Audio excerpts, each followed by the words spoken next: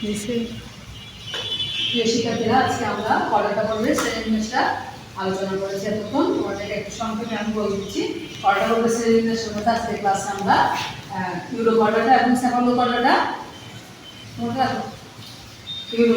এবং cephalo chordata পর্যন্ত আলোচনা করবো। ভার্টিব্রেটাটা এখন ক্লাসে আলোচনা করা হবে। আজকে আমরা কর্ডাটা শ্রেণী বিন্যাসটা আলোচনা করবো। আমাদের প্রাণী জগতের 9টা পর্বের সর্বশেষ পর্ব হচ্ছে কর্ডাটা। কর্ডাটা সাধারণত তিনটা subphylum euro chordata, cephalo chordata এবং ভার্টিব্রেটা।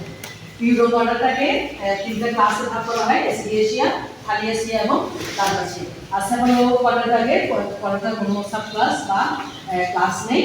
আর ভার্টিব্রেটা দুটো সাব ক্লাস হচ্ছে, একটা হচ্ছে সাইক্লোসোমেটা, একটা হচ্ছে জেলাসোমেটা।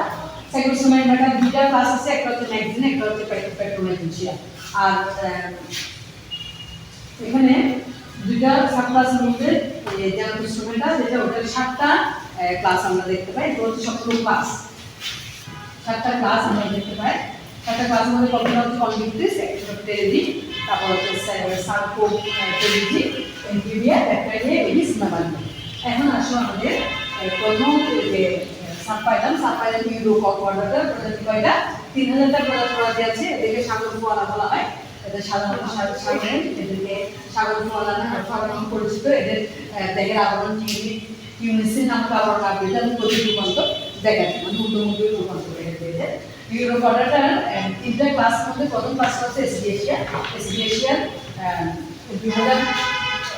2860টি প্রজাতি।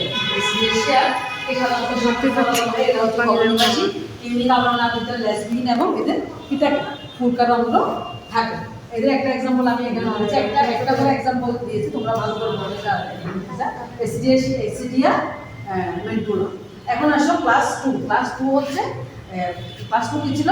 থালিয়াসিয়া হচ্ছে 70টি প্রজাতির। এটার বৈশিষ্ট্যগুলো হচ্ছে কলোনিবাসী, দেহ ফাঁপা, নলাকৃতি, বৃত্তাকার, পেশিবন্ধনী, লেসবিহীন এবং ফুলকারন্ধ্র থাকে। আর এদের উদাহরণ হচ্ছে সালফা ম্যাক্সিম। এখন আসো ক্লাস 3। ক্লাস 3তে কি ছিল? ক্লাস 3 হচ্ছে লার্ভাসিয়া। কয়টি প্রজাতি আছে আমাদের? 70টি প্রজাতি আছে। লার্ভাসিয়া 70টি প্রজাতি আছে। এর মধ্যে এরা হচ্ছে সাধারণত মুক্ত সমুদ্র পৃষ্ঠবাসী, দেহের আবরণ অস্থায়ী পাতলা থাকে, এদের মধ্যে কোনো সাইকন থাকে না। অর্থাৎ এদের মধ্যে কোনো এই সাগর ফোয়ারা থাকার জন্য যে সৌন্দর্যটা থাকার দরকার, একসাথে কিছু পানি বাইরে বের করে দেওয়া, ওই জিনিসটা থাকে না। সাইকন অনুপস্থিত থাকে এবং কলমের মধ্যে নলাকার ফুলকারন্ধ্র থাকে। ঐকোপ্লিউলা ডায়োটা।